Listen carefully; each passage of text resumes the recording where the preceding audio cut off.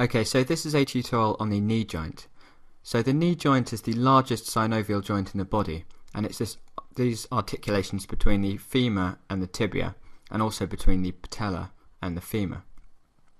So it's a hinge joint, and the main movements you get at this joint are flexion and extension. So in this position here, which we're looking at the model, this is in the fully extended position, so you get flexion and extension. So flexion is back this way and extension is up this way. And you also get a little bit of rotation at this joint. So when the joint is flexed, so when the femur is pulled up this way, you get a little bit of medial and lateral rotation. But in full extension, which is what we're looking at here, so in the standing position, the femur medially rotates on the tibia and the joint is locked into position, and you've got ligaments on either side, collateral ligaments, which tighten to lock this joint into position, so it's stable in this position. And then to unlock the joint, the femur is laterally rotated on the tibia. So first we'll just take a look at the articular surfaces of this joint. So the articular surfaces are covered by hyaline cartilage, and you've got the femoral condyles. So I'll just rotate it back. So you've got these two femoral condyles articulating with the tibial condyles of the tibia, so the superior aspect of the tibial condyles. So we've got a medial and a lateral femoral condyle here, and we've got the same for the tibia. So we've got medial and lateral tibial condyles, and the articular surface of the tibial condyles is the superior surface, which I'll show you in a moment.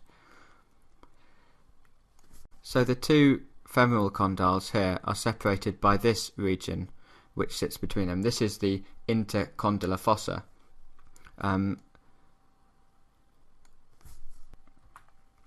So this fossa, this intercondylar fossa, is the area where the anterior and posterior cruciate ligaments have their proximal attachment.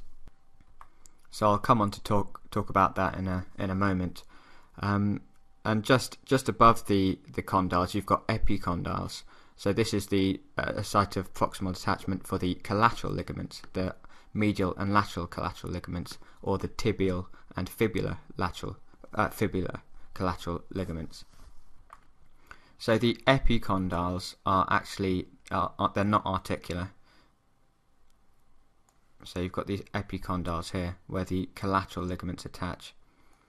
And then anteriorly, if I just remove the patella bone, you've got this little sort of groove in the femur where the patella articulates. So we'll just take a look at the tibia as well. So look at the proximal tibia. So you've got the tibial condyles which articulate with the femoral condyles. So you've got a medial tibial condyle and a lateral tibial condyle. And I'll just remove the other bone so we can look at the superior aspect of the tibial condyle. So I'm just going to rotate the model.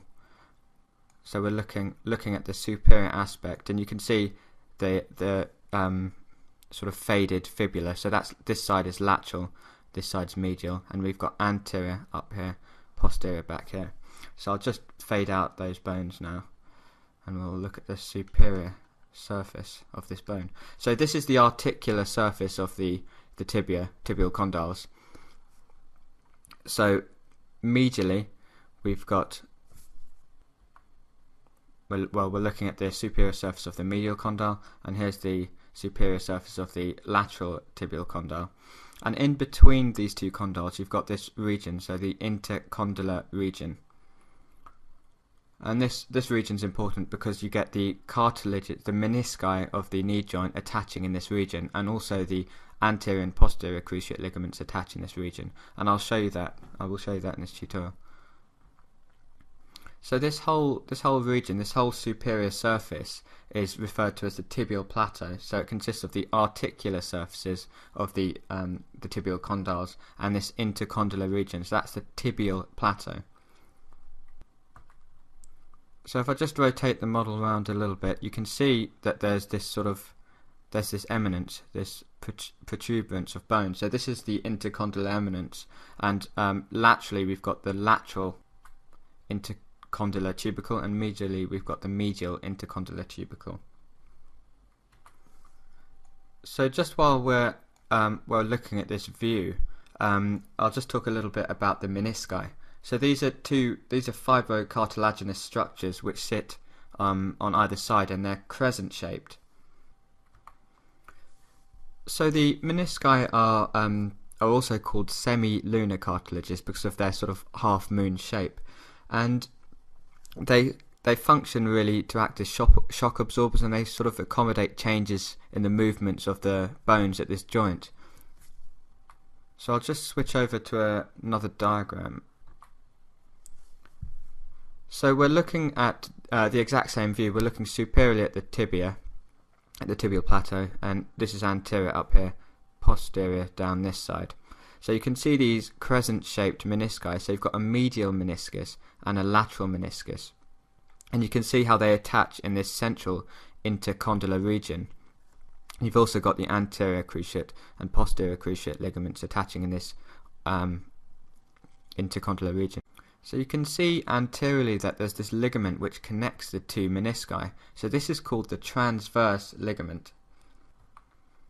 So some other things to mention are that the medial meniscus is actually attached medially to the tibial collateral ligament, or sort of blended with the fibres of the tibial collateral ligament, and also to the capsule of the joint of the knee. So it's not very mobile because of these attachments, whereas the lateral meniscus doesn't have these attachments to the joint capsule, so it's a lot more mobile.